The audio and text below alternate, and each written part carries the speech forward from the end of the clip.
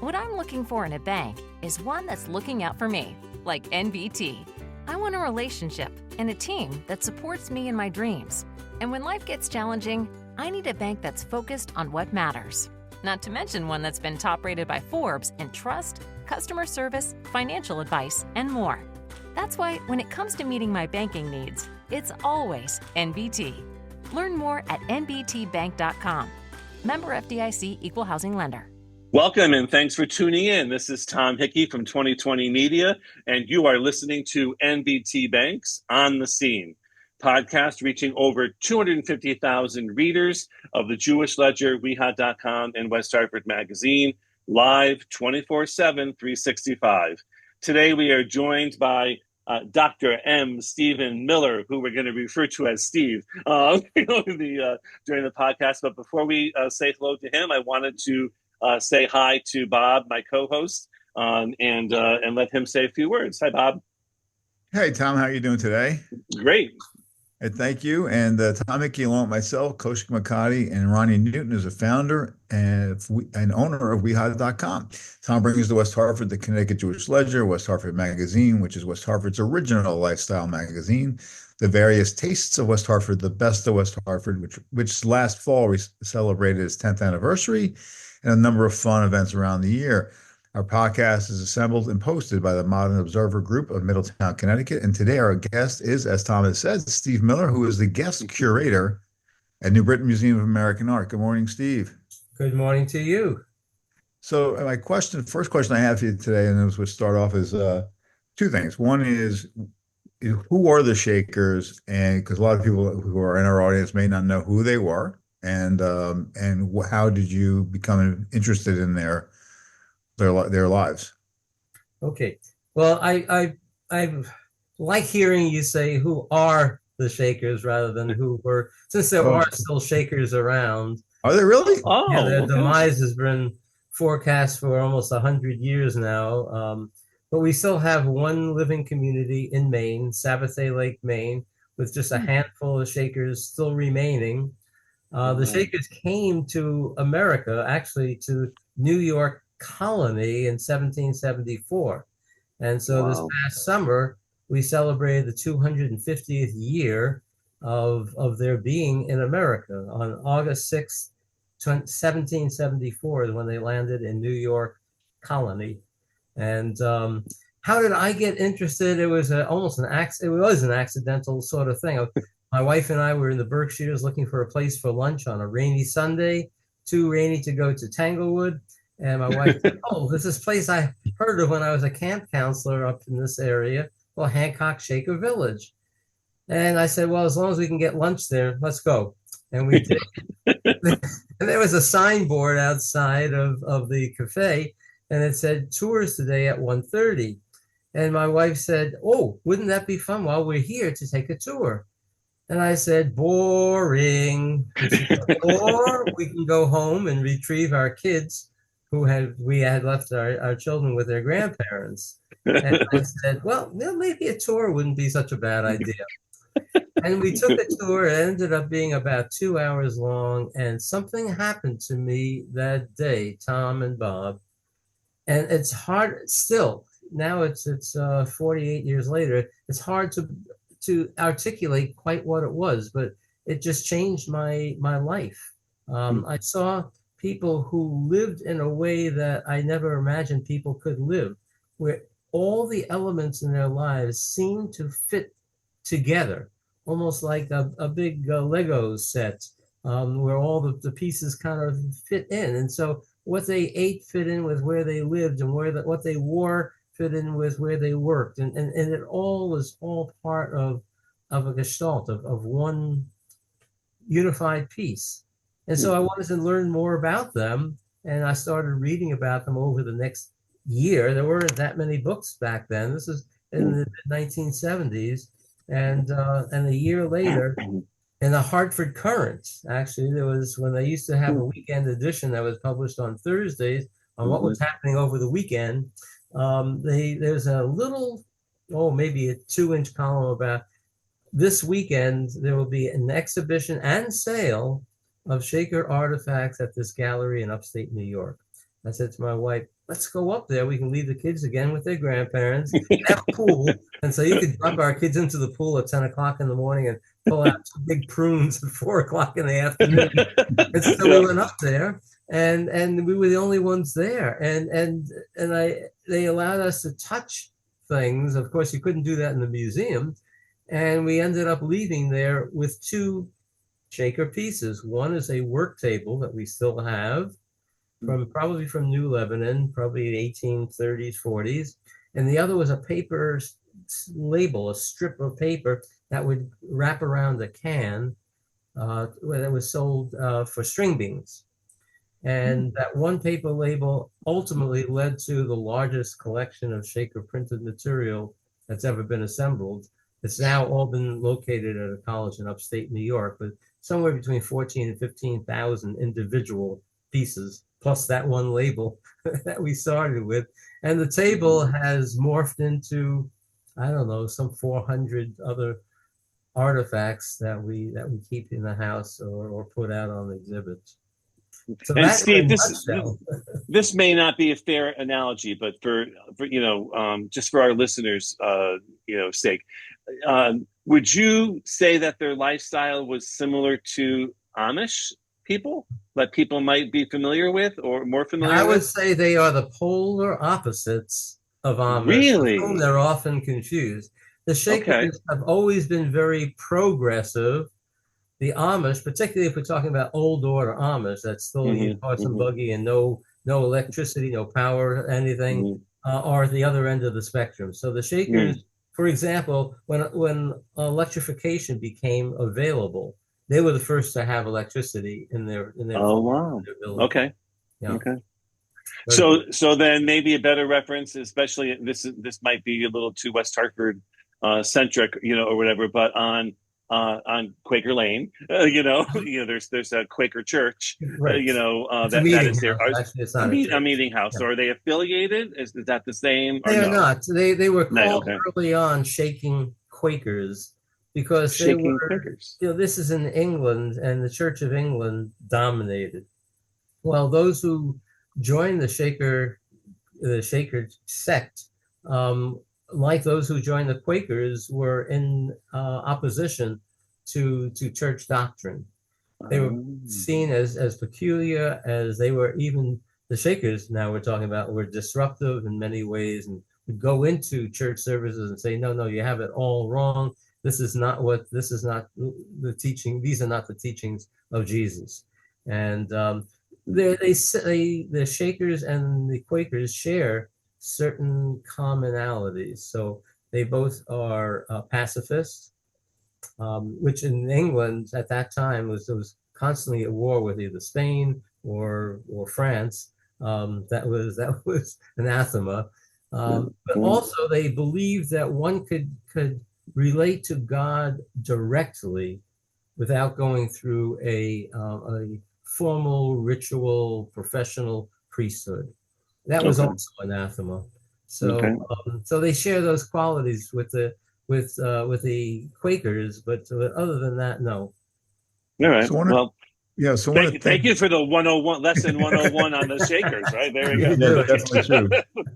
One of the things that I watched a small video with you on I think it was Channel 3, and you were talking about the fact that we view the Shakers as having a very dour kind of a colorless life, but the facts are based on what you were saying and what's at the New Britain Museum of American Art with an artist named George Chaplin that you're using. Can you explain a little bit about that, the colors, who George Chaplin is, and what the choices were?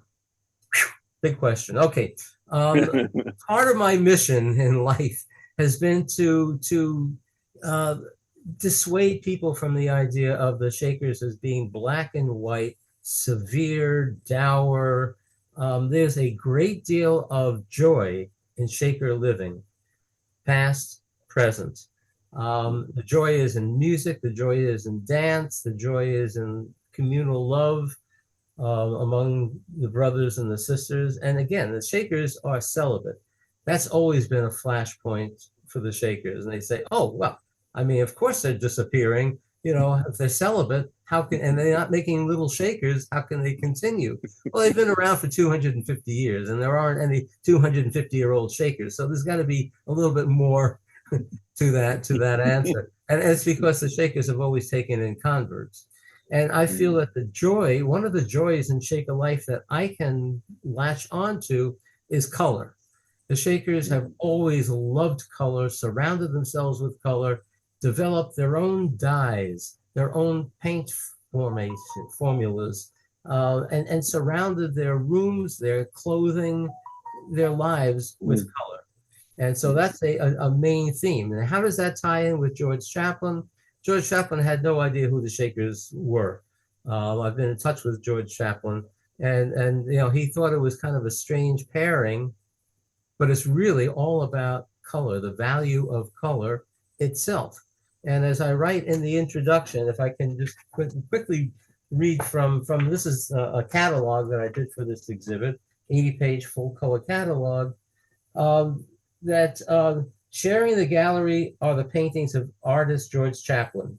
He had no direct connection to the Shakers, yet his works are present as they too are an expression of the emotions that respond to color.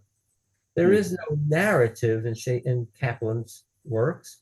Their colors are at once diffuse when seen from afar and intense when seen up close.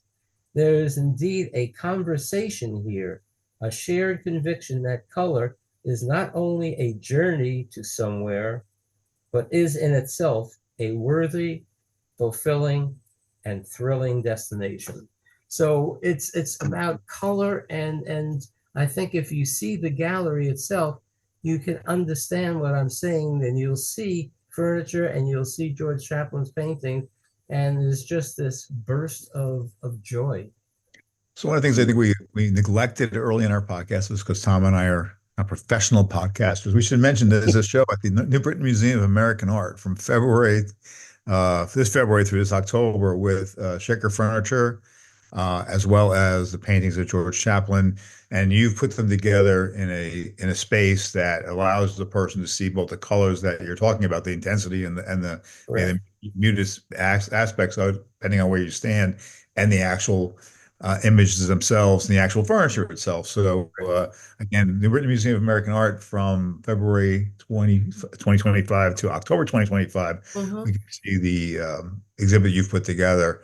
And so just following up on that, again, I've been to Hancock Shaker Village a number of years ago, took the kids on a rainy day. It's a good place to go on a rainy day. And so there much of what you see is very practical, and there isn't even though I don't remember the colors, I can say I don't remember the colors. I do remember the practicality and the furniture and the colors of the different furniture or the different materials they used. So can you discuss a little bit about the painting versus non-painting? Because I don't remember really a lot of painted materials when I was there. Yeah, any wooden objects that the Shakers made and used, they had to protect the surface, and they could use clear varnish.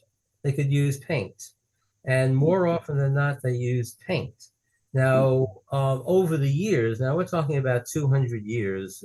There's objects in this gallery that go back 200 years that have their original color on them.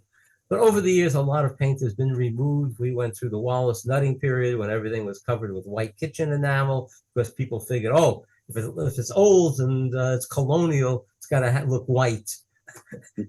and so other times paint has been chipped and stripped and zipped, and so what I've chosen are objects that have their original paint still on them, that are in good condition, and that can be in a conversation with George Chaplin's paintings. And I believe there is a conversation there. They share the joy of color.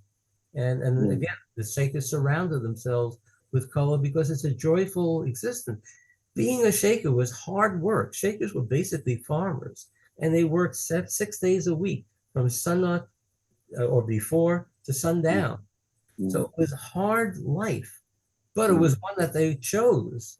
Nobody was conscripted to be a Shaker. And when they got to the Shaker village, nobody said to them, oh, we forgot to tell you that we are celibate. And so your wife is going to go with the women, and you're going to go with the men, and your son is going to go with the boys group, and your daughter is going to go with the girls group, and that's the way we do things. No, they knew that going in, and they chose that. Okay. So a couple of things here. Tom, I'm sorry if I cut you off there, but That's right. other aspects of the show, were there textiles or is it just furniture? What do we and I know I've seen the contemporary art of George Chaplin, but I'm wondering if you could describe that because again we're audio, so if we can describe what the store looks like, that'd be great. Well, okay, just a little bit about George Chaplin.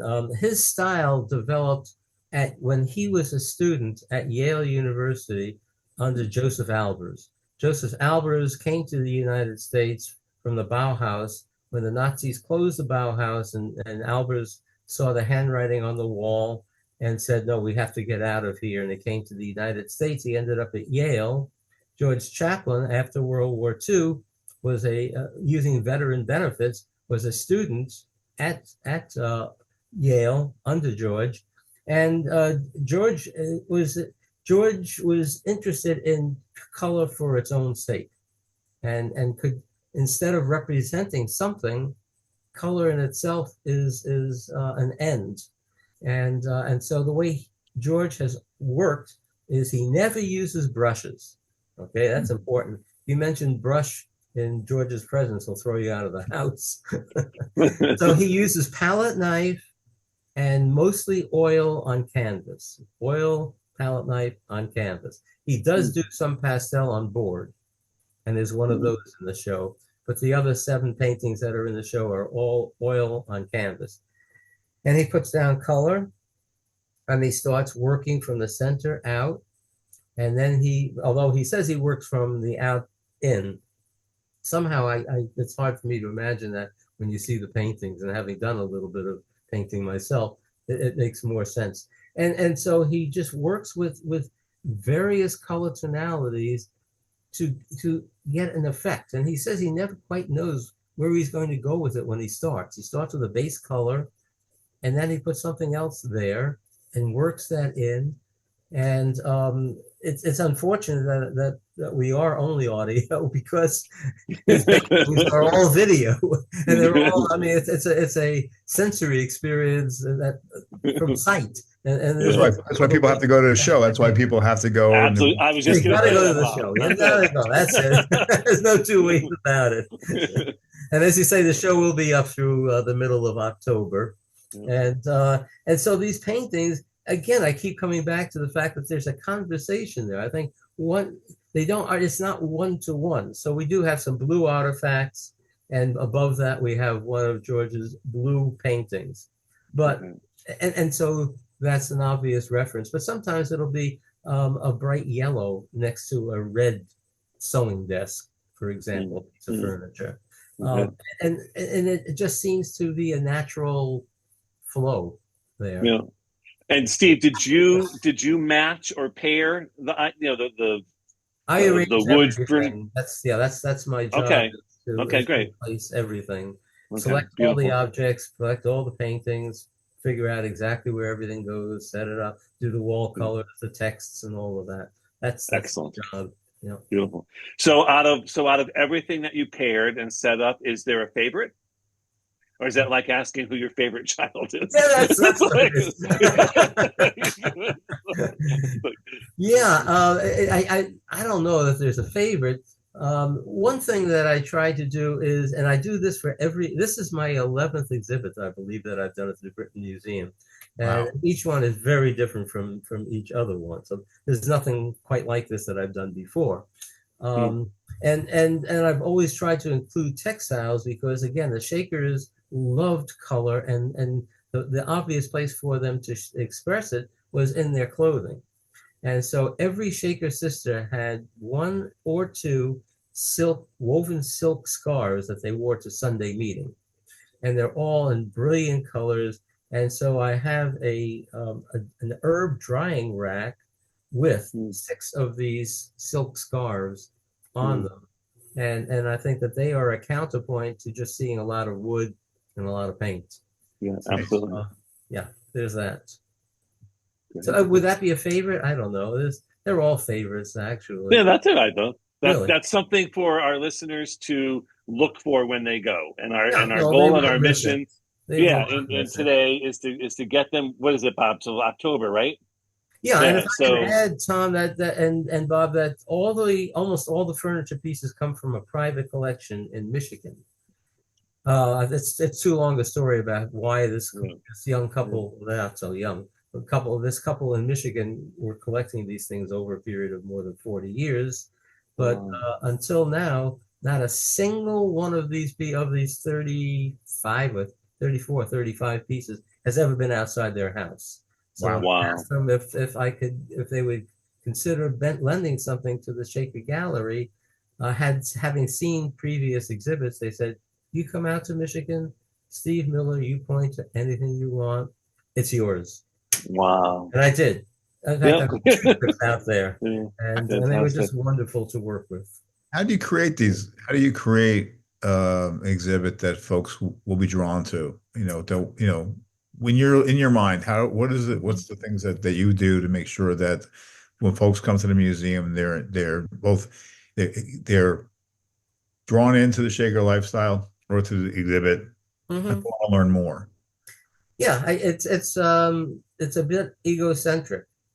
I come up with an idea that interests me, and I say, if it interests me and I think it's a really good idea, I'm going to go with it. Now, my museum gives me a lot of latitude. They never direct me, and they never say, well, what's your next theme going to be? Or what are the wall colors going to look like? And I have used all kinds. In this case, I have very neutral gray because I want the painted objects to just pop off the wall, speak for themselves. In the past, I've used Pepto-Bismol pink. And people chided me, oh, this is the Barbie exhibit, the pink walls. It all depends on what's there and what works well in my mind. And so far it's been successful. So what's behind it is whatever idea comes into my head that I think is really interesting and other people would enjoy and find fun and maybe learn something about the Shakers that they didn't know. And certainly if they know the Shakers from old black and white photographs, they're going to see a Shakers that's very different from that.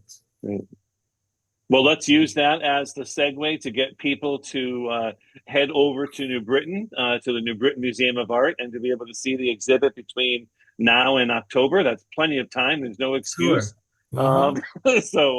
And then what we'll do, if it's okay with you, Steve, we'd love to have you back sometime to talk about your next, whatever is going to be next. I'd love to come back. I'm already deeply into the next exhibit because you can't wait until October to figure out what you're going to be opening in November.